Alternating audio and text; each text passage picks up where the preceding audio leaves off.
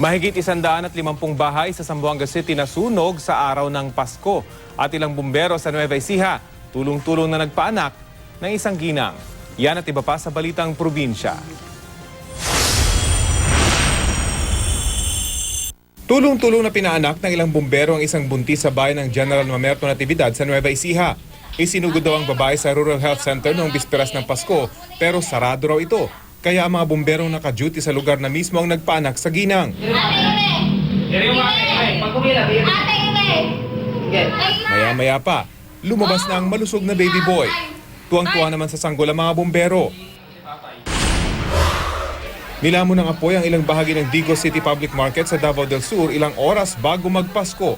Mabilis nang kumalat ang apoy dahil gawa raw sa light material sa mga stall sa palengke. Ayon sa mga tendera roon, isang cellphone na naka-charge umano ang mitya ng sunog na inabot ng 2 oras bago naapula. Inaalam pa ng mga otoridad ang halaga ng pinsala.